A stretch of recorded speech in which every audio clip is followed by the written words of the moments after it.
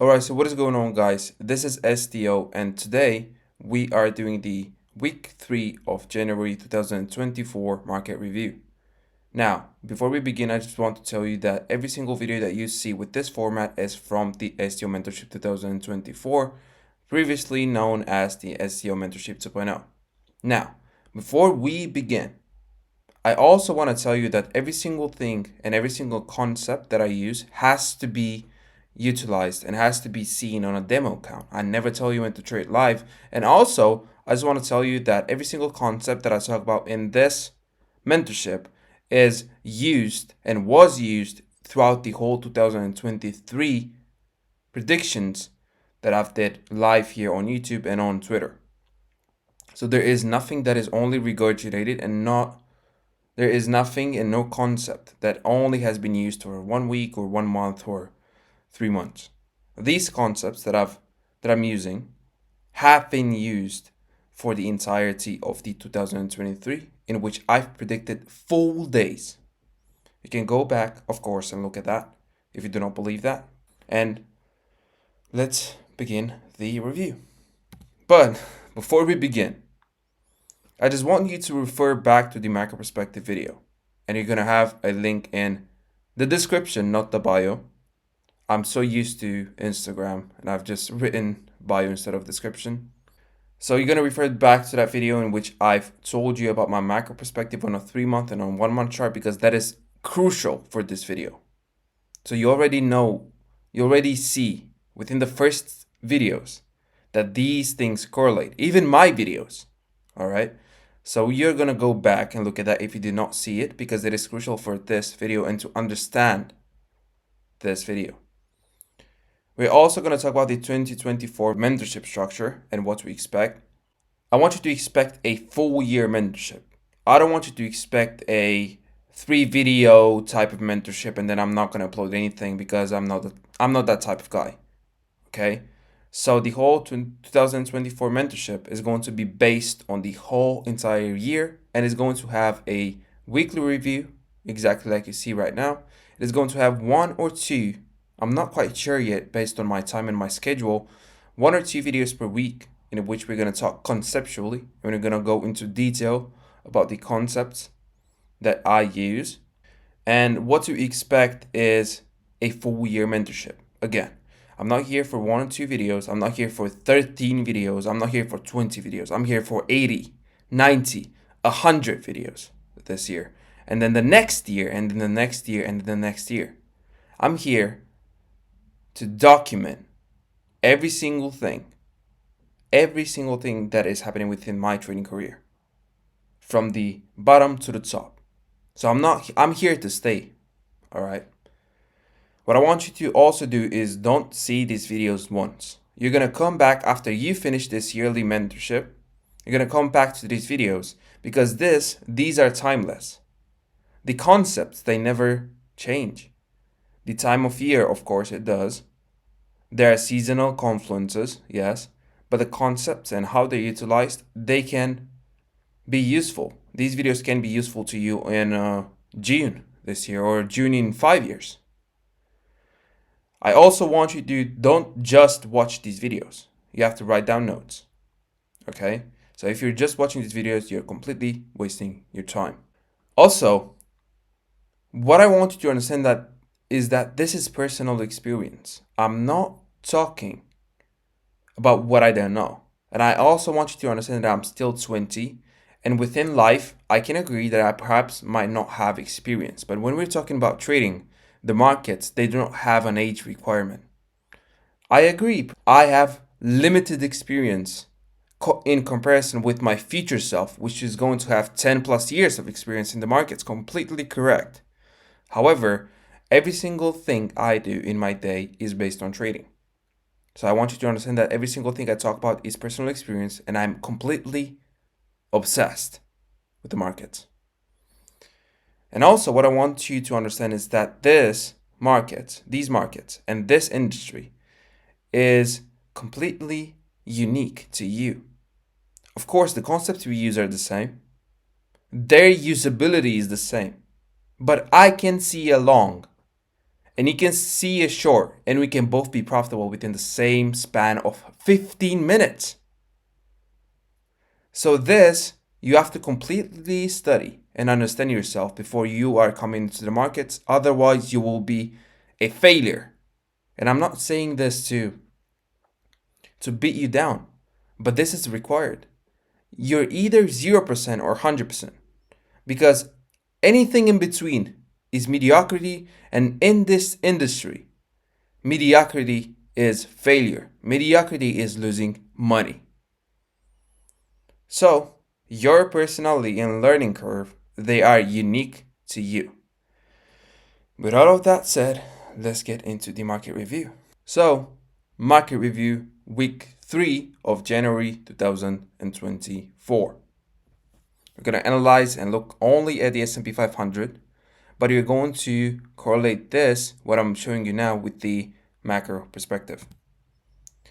So, before we begin every single week, we are going to look at the economic calendar for that next week. We're going to look for high impact or important news drivers that will influence how the market moves. So for this current week, on Monday, we had the bank holiday.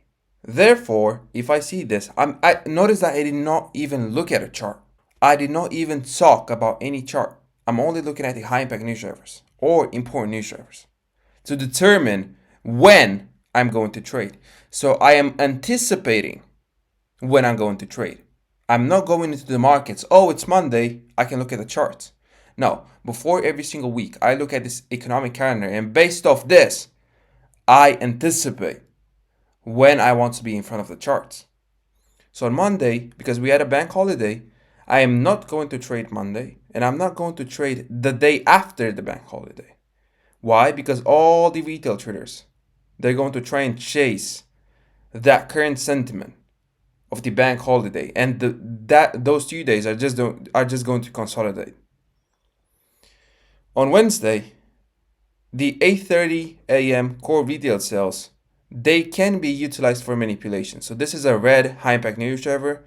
However, as you can see, during this week we had no big rocks.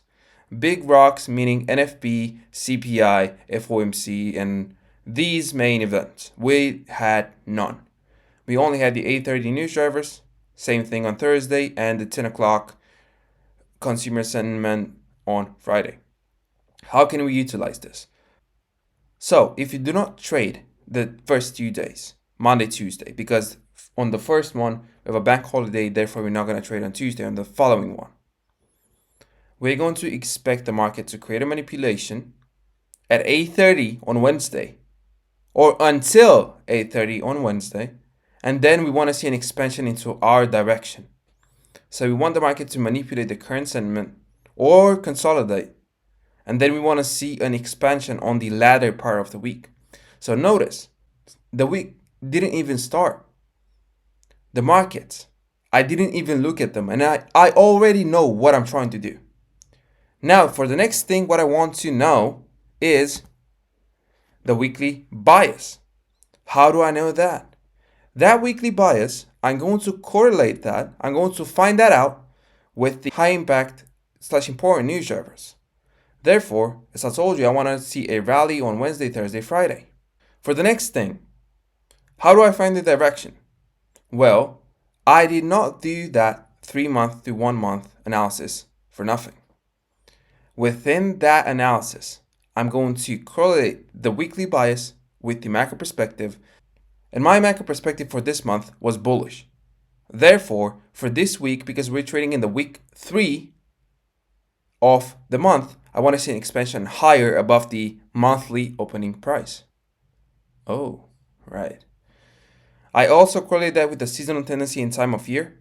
The seasonal tendency for this current month, as I saw the previous year in which I was looking at these charts with the exact same concepts, I wanted to see higher prices. And there's tons of confluences within the weekly chart of the S&P, but I'm going to talk about that when we get into the charts.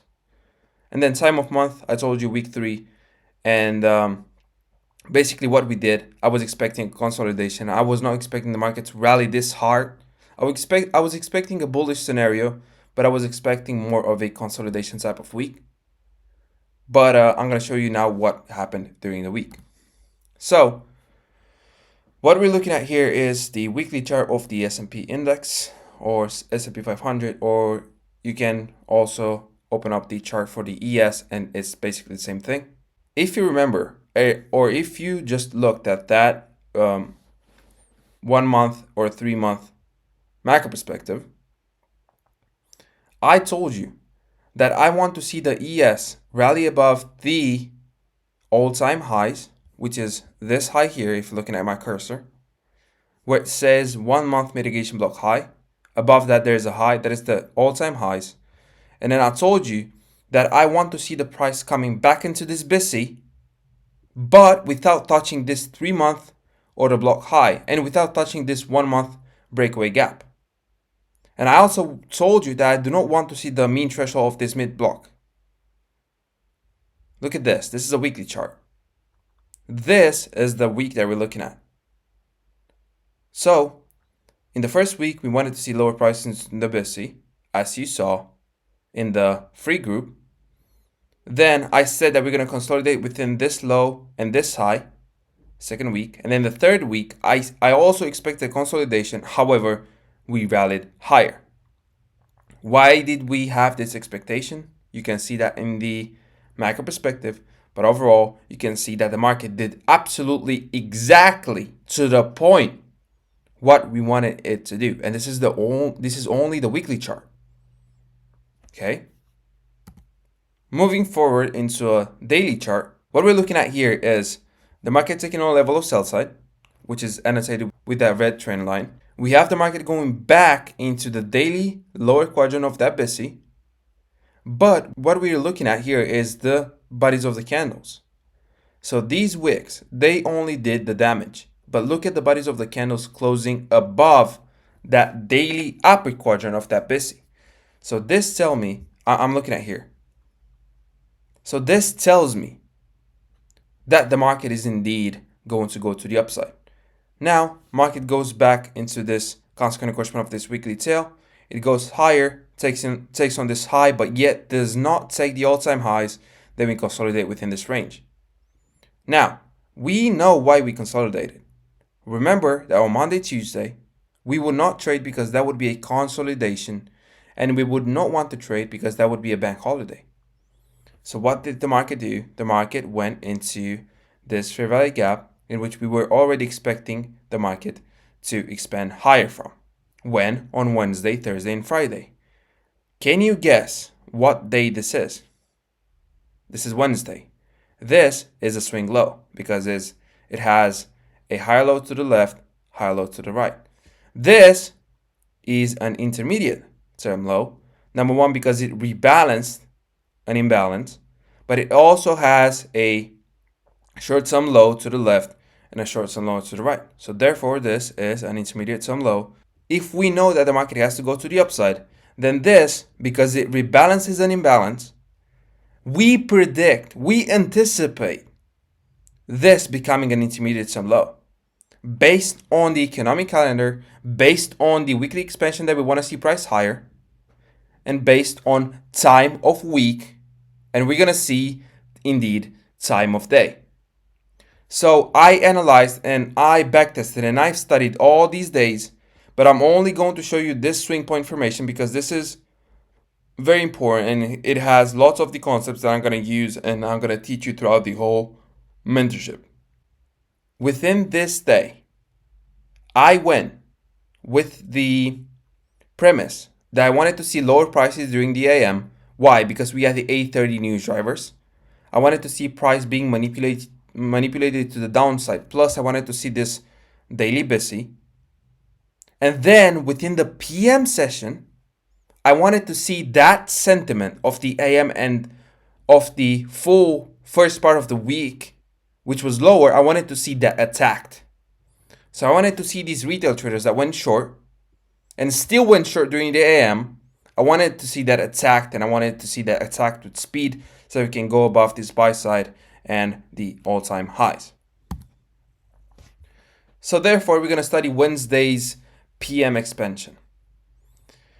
As I told you, we're trading into the daily BISI and refined 4-hour BISI low, taking internal sell side. So what does this mean is basically that we were trading inside the 4-hour BISI low within that daily BISI. So we were looking at that daily BISI and we just refined it on a 4-hour chart. Plus, we also took 4-hour internal sell side.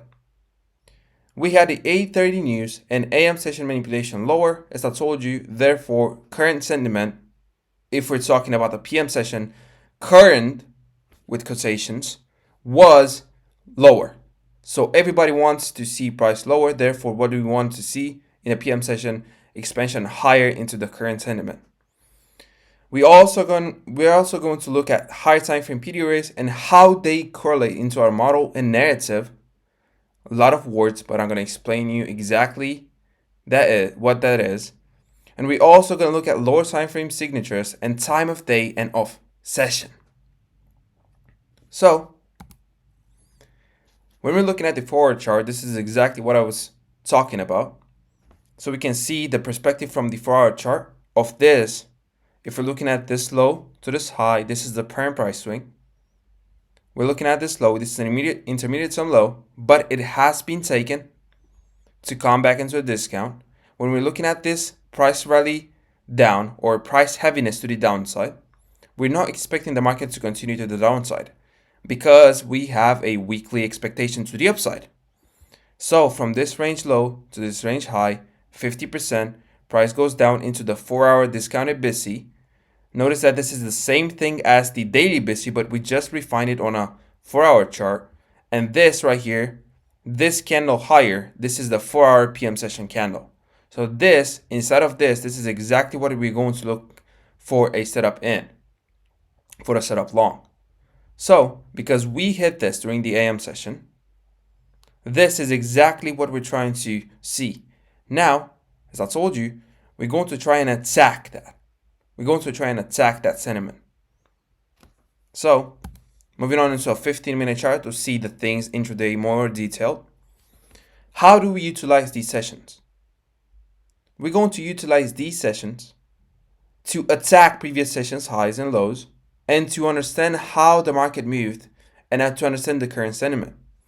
So, if you're looking at the London session, what we did inside the pre-market, 7 o'clock to 8:30, what we did was taking on the London highs into an hourly CB plus into that inversion gap on a weekly chart into the consequent encroachment of that.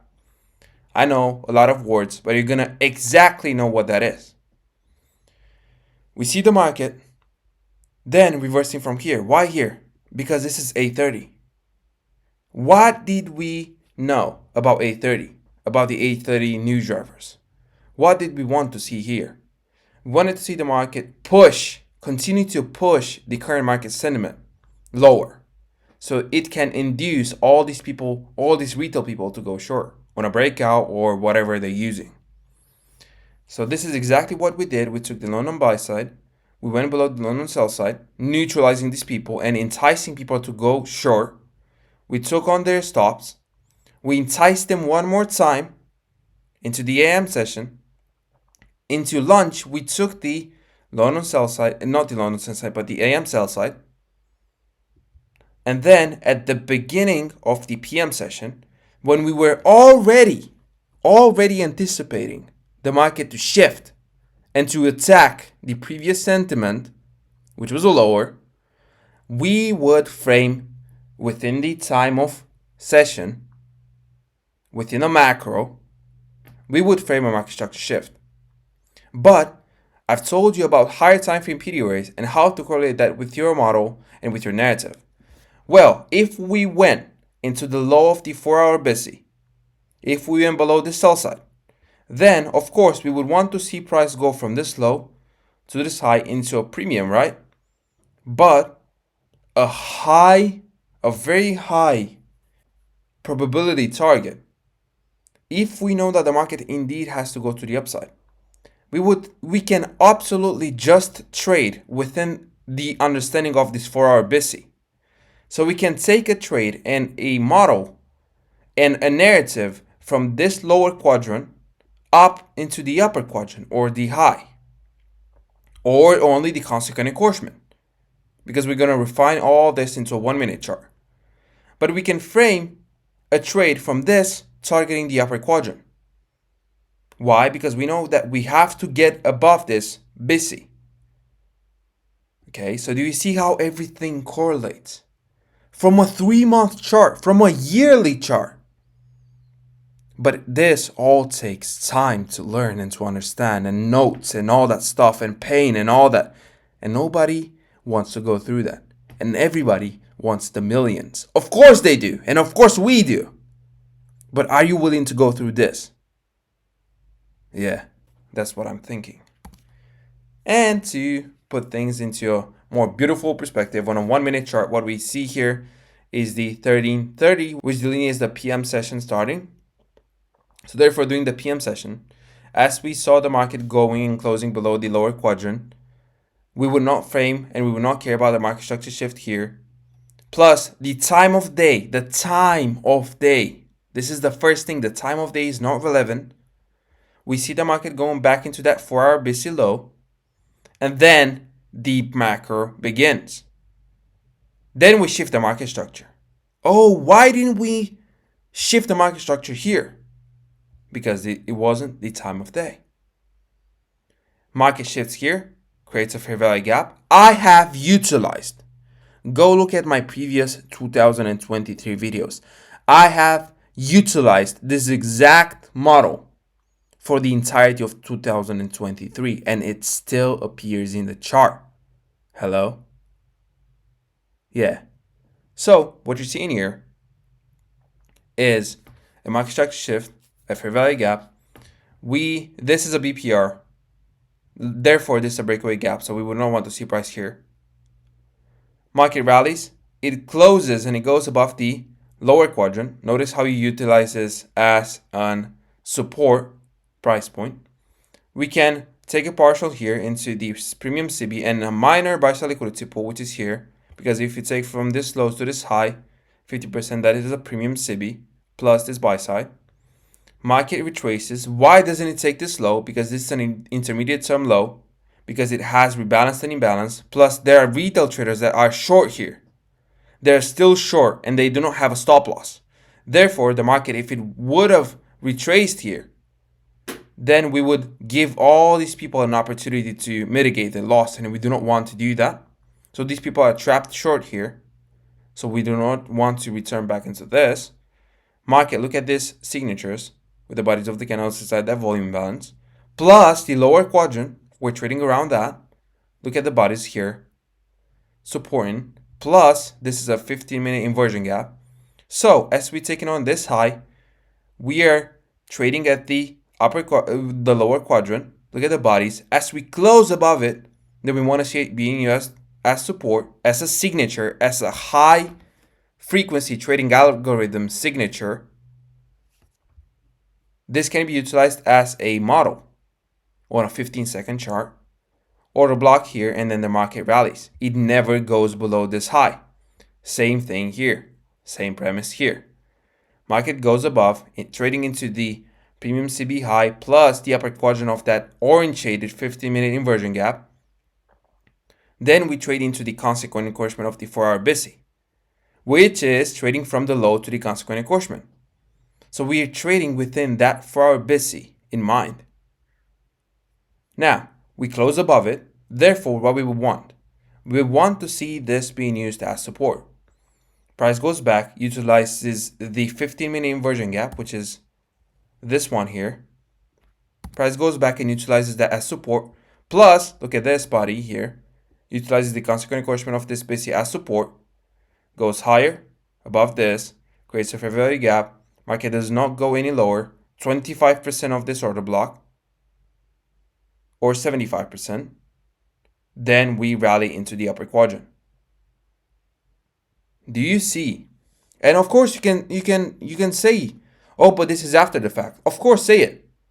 But what happens when I actually predict this exact same thing on a live 1-minute chart? Go and look at my videos. I do the exact same thing. So you can say that, oh, this is after the fact, but I do this live. Of course, I still fail sometimes. That's why I'm a development student. and you're gonna fail sometimes, but it is just a tax that you have to pay for being a trader. That's pretty much it. Oh, I failed. Okay, why did I fail? Because I've made this mistake. Okay, so if I correct this mistake, then am I going to be better or worse? Better. So why do I care so much about the mistake?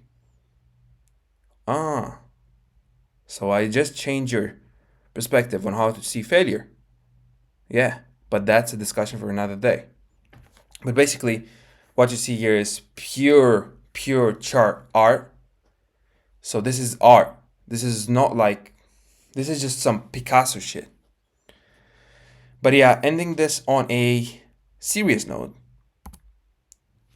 here we have the last thoughts before we open the Mentorship 2024.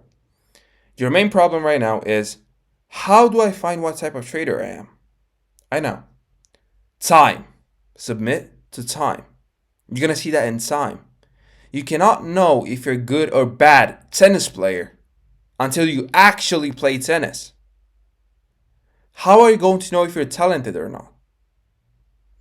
Main problem. Is STO going to leave and not continue the mentorship? Of course not. I just told you that I have a 5-year, 10-year plan in which I'm going to fully upload everything on YouTube, regardless of how many subscribers I have, regardless of how many views I have. Take this as a journaling mechanism for me. So I'm trying to help you, but in the same time, I'm going to be here forever because there is no downside to it. Main problem. How fast should I learn? How fast can I make money? This is the equivalent of how fast can I rip? How fast can I get a six-pack? This question makes you pay 10 times the amount you would normally pay for everything.